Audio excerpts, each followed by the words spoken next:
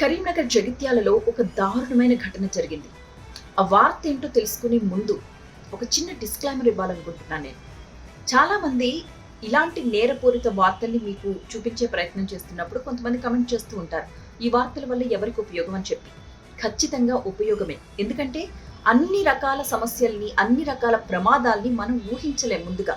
ఇలా ఏదైనా జరిగింది అన్నప్పుడే ఓహో ఇలా కూడా జరిగే అవకాశం ఉందా అని మన మైండ్లో ఒకటి ఆలోచన వస్తుంది.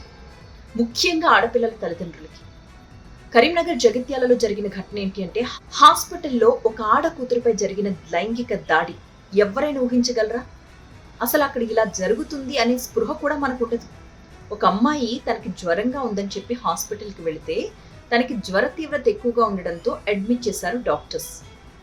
అయితే ఆ అమ్మాయి నిద్రపోతూ ఉన్న సమయంలో అక్కడున్న అటెండరో, కాంపౌండరో ఎవరో మొత్తానికి ఆ అమ్మాయికి మత్తు ఇంజెక్షన్ ఇచ్చి ఆమెపై లైంగిక దాడి చేశాడట.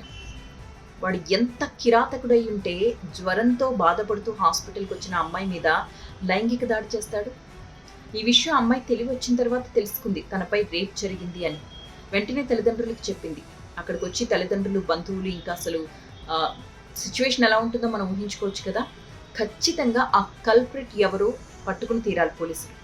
ఎవరు ఇలాంటి ఘటనకు పాల్పడింది అని చెప్పి. మొన్నటికి మొన్న ఒక తండ్రి తన 11 ఏళ్ల కూతురు మీద పదే అత్యాచారం చేశాడు. ఆమె గర్భవతి అయ్యే వరకు కూడా ఆ విషయం ఎవ్వరికి బయటకు తెలియదు. గర్భవతి అయిన తరువాత ఆ విషయం తెలుసుకుని తల్లి నిలదీస్తే అప్పుడు ఆ అమ్మాయి చెప్పింది. ఎవరికైనా చెప్తే చంపేస్తానని చెప్పి బెదిరించాడట. సో అమ్మాయి తల్లికి కూడా ఆ విషయాన్ని చెప్పుకోలేకపోయింది భయంతో. నీ తల్లిని నిన్ను కలిపి చంపేస్తాను అని బెదిరించాడట. ఇలాంటి సంఘటనలు జరుగుతున్నాయి సమాజంలో. అంటే ప్రతి ఒక్కరిని కూడా అనుమానంతో చూడమని చెప్పట్లేదు, కానీ ఇలాంటి విషయాలు తెలుసుకోవడం వల్ల మనకి అనుమానం కలిగినప్పుడు చచ్చా ఇలా ఎందుకు చేస్తారులే అన్న పాయింట్లో స్ట్రక్ అయిపోకుండా మనం జాగ్రత్తగా పరిశీలించడం కోసం ఇవన్నీ మనకి ఉపయోగపడతాయి.